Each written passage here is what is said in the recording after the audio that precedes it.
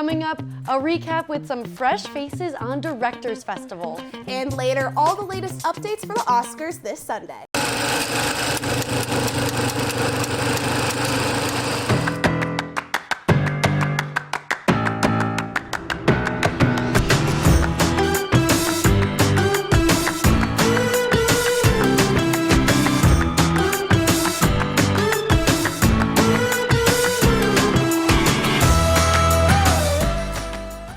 And welcome back to another episode of Word on the Street. We are here weekly now to give you your national and local entertainment arts updates. Hannah and I have some special updates for you today, including a rundown of Oscar nominations and predicted winners. So sit back, relax, and here's the Word on the Street.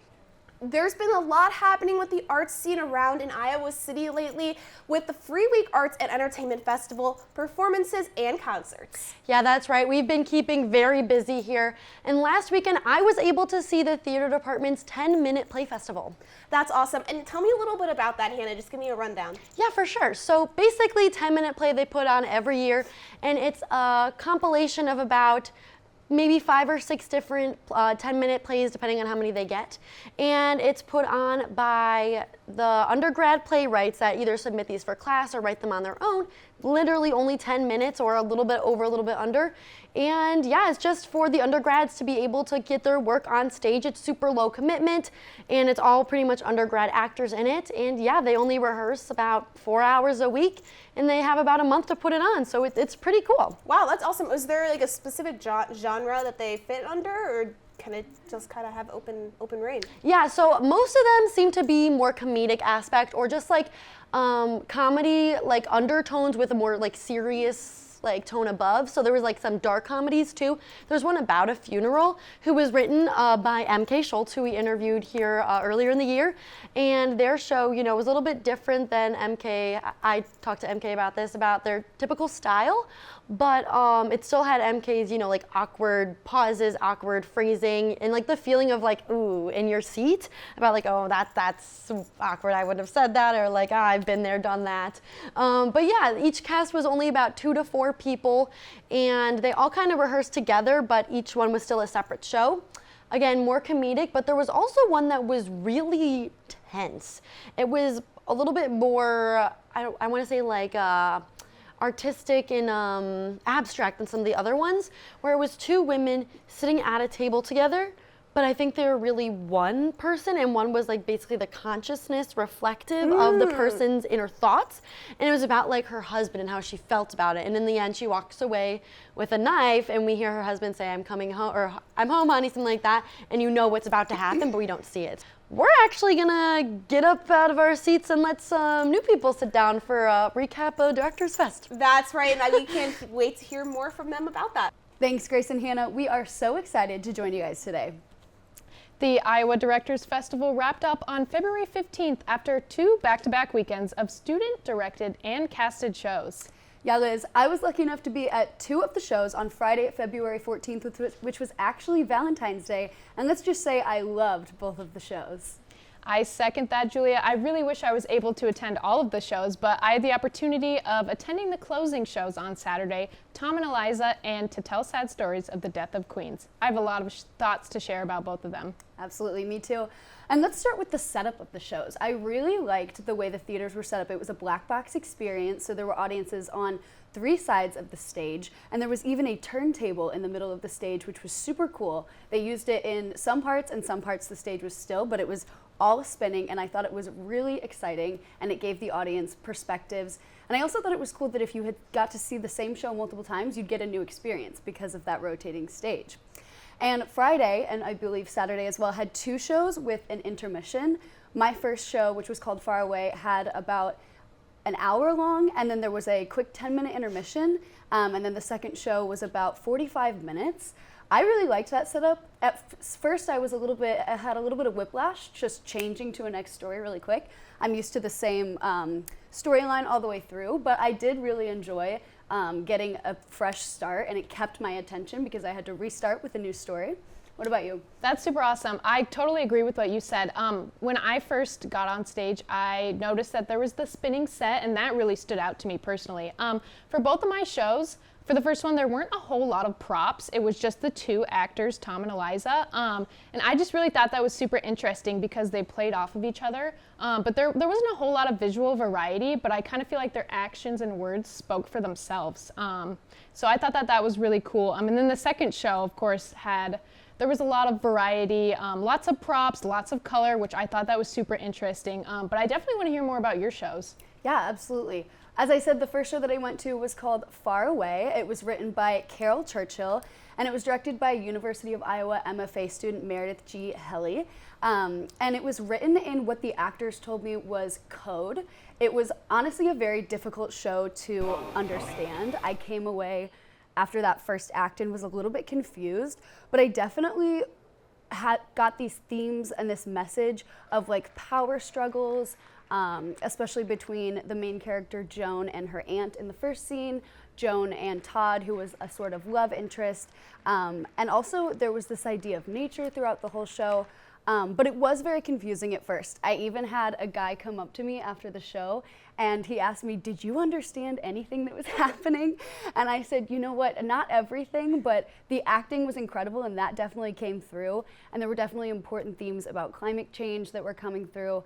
And I thought that the actors did a really good job of using that code, as they referred to it, to deliver a message about taking care of the environment, taking care of each other, and not letting those power struggles overwhelm us, which I thought was really important.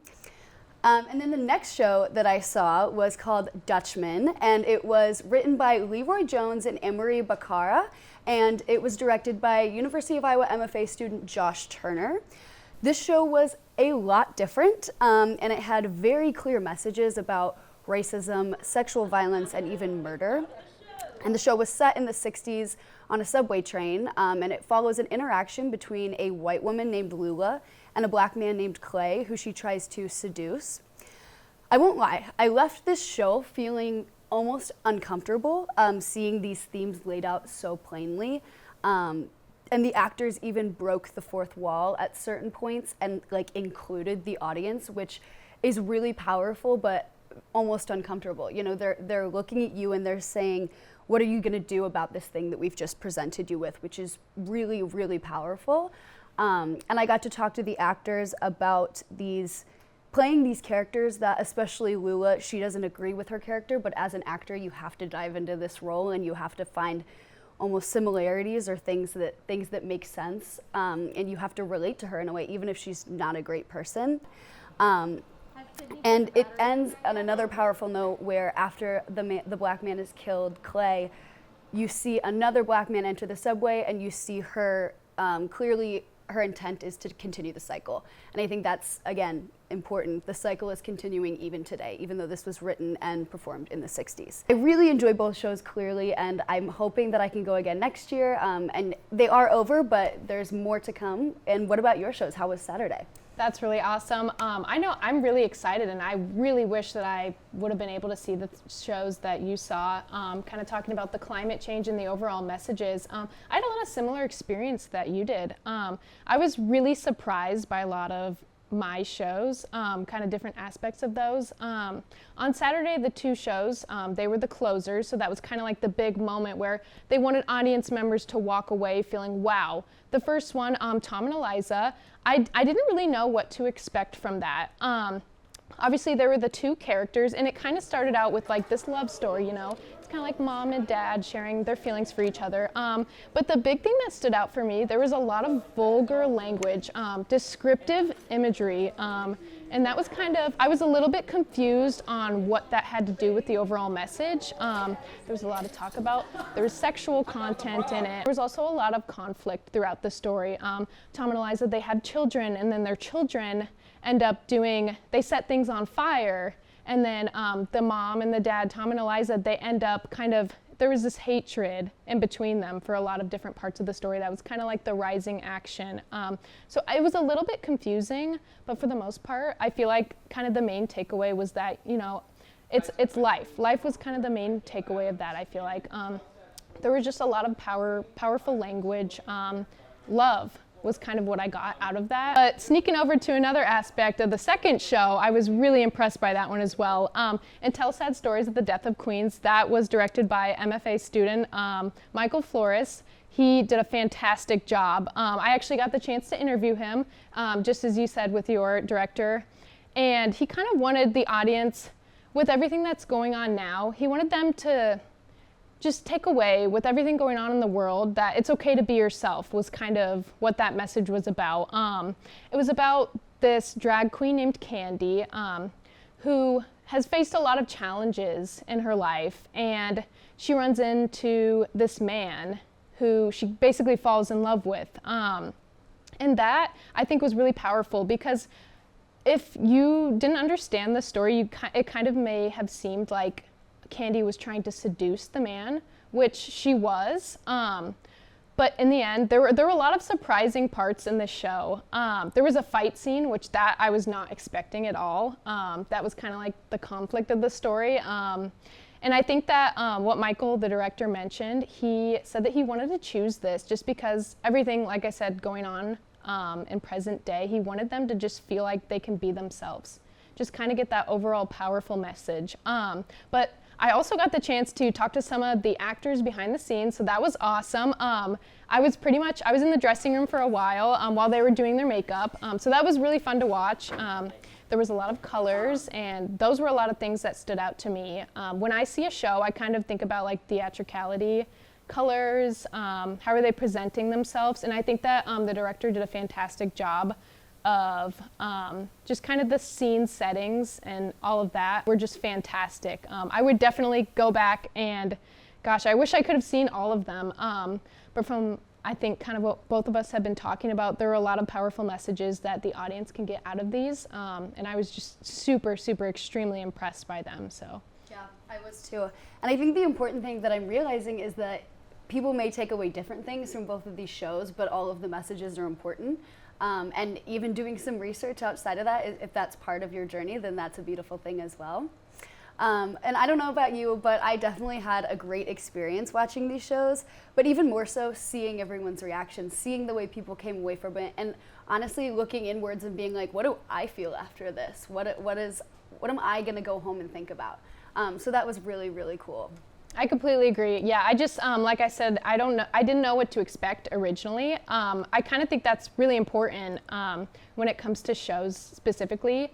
If you read a description, you might have a preconceived notion about a certain topic, and that's something that I wanted to kind of avoid. I knew the main subject of what I was going to be seeing, but I definitely didn't expect to hear the things that I heard, and especially the production. I was super, super overall impressed with that.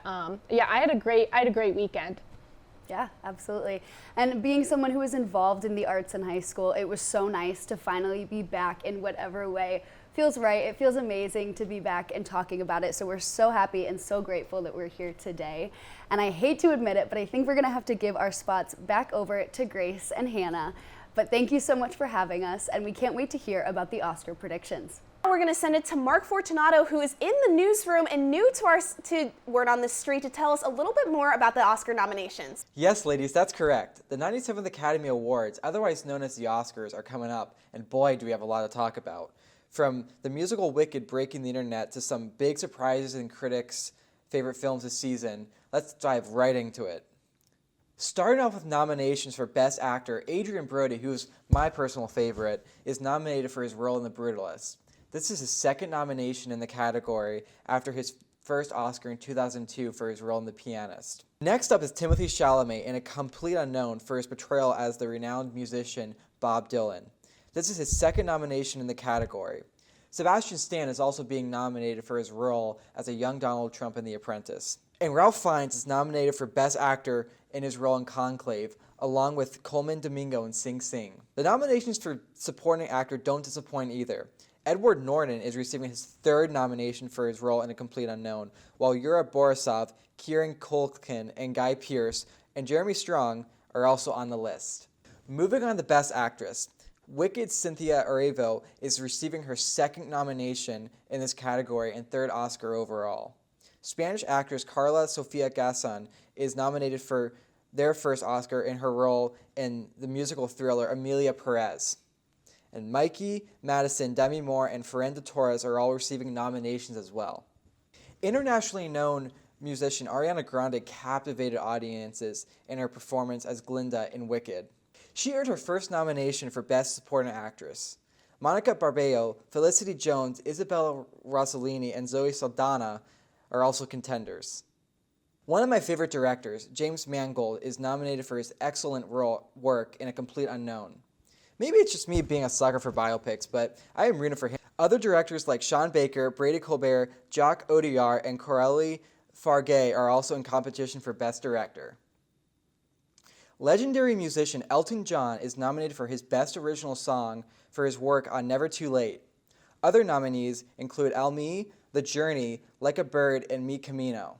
Best Picture holds a wide spectrum of nominations, including Nora, The Brutalist, A Complete Unknown, Conclave, Dune Part 2, Emilia Perez, Nickel Boys, The Substance, and Wicked. This is the biggest award of the night and basically means best film for the season. There's already been heated debate after the Golden Globes for who should win and who should not win this category. Now, there are a lot of great nominations this year, so tell me guys, who are you predicting to take home an Oscar?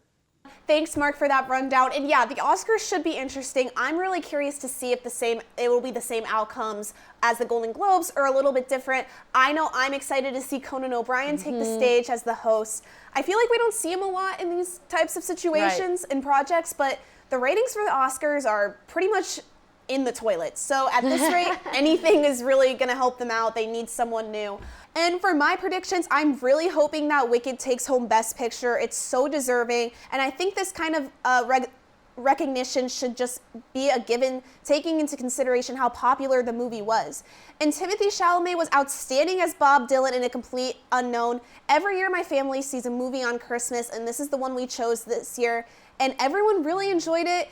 I was really impressed by his performance. Bob Dylan's not an easy person to impersonate, so he did a really great job with that. And Edward Norton was also in A Complete Unknown, and he played Pete Seeger, the folk musician and activist, and was just fantastic in the film. Edward Norton has been in some pretty iconic movies. I always think back to him in The Fight Club with Brad Pitt, and I really think he shined in A Complete Unknown. Obviously, for both lead and supporting actress, I am all for the cast of Wicked. Cynthia Erivo and Ariana Grande both shined, and I truly think they are both made for these roles. Hannah, tell me a little bit about what you're thinking for Oscar nominations this year. Yeah, so I'm in agreement with you. I think Wicked deserves all of its flowers. I think that it was truly an incredible film, and they really put a lot into it. Unfortunately, I don't think it's going to be the big winner just based on how we saw the Golden Globes go, but here are some of my predictions on how Oscars are going to go this year. So for Best Picture, I do think it will go to Emilia Perez, specifically just because it is nominated for 13 awards. It is predicted to be the big winner. As much as I don't want to say it, I think it's going to happen. And for leading role for an actor, I think it's going to go to Sebastian Stan in The Apprentice. He did win this for the Golden Globes, and he's gotten nothing but praise from it. And you know, a biopic just like Timothée Chalamet playing Bob Dylan, it's a hard thing to do. He was young Donald Trump, and that's a pretty iconic character in today's society, especially. So him winning that award, I think he'll win it for the Oscars as well. So for a supporting role for an actor, I think I'm going to go to Kieran Culkin for A Real Pain. He did win this for the Golden Globes as well. So I'm just going to go with the same trend, and I think the Academy is also just going to like him for the role. For lead actress, I am going to say Demi Moore. As much as I want Cynthia Erivo, I just think that she's been in the film industry a little bit longer. She hasn't gotten the recognition she's deserved, and she's finally getting it for this really interesting movie with this thriller that I've been dying to see. I have not seen it yet, and I can't wait for it to come out on streaming services because it looks absolutely amazing.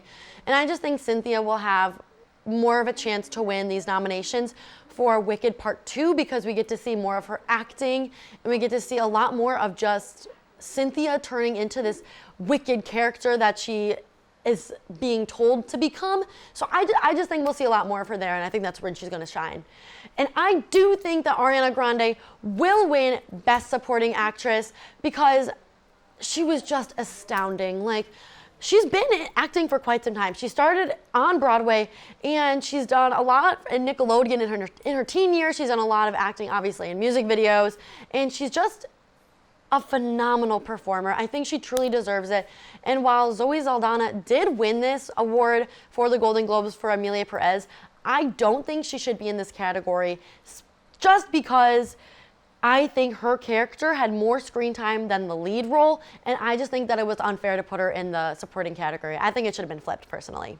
And I know I am super excited for the Oscars. I look forward to this one every year. I will be going to Film Scene to go to a watch party and cover that, so stay tuned. I can't wait to see reactions from fans and just what happens. And I know we're expecting some interesting buzz right now from it, and some feuds within the Amelia Perez cast. Definitely. Which will be really interesting considering they kind of swept the last award. Yeah, so. definitely. I mean, there's a lot of speculation on Wicked and why they should or shouldn't get it, but a lot with Amelia Perez coming out with just some actor beef going on social media. So we'll just see what happens. Absolutely. But in the meantime, thank you so much for tuning in with us. We are here every week now to give you the rundown for local and entertainment updates. Yeah, so we'll see you next week. I'm Hannah Lipski. And I'm Grace Lathrop, and we'll see you next time on Word on the Street.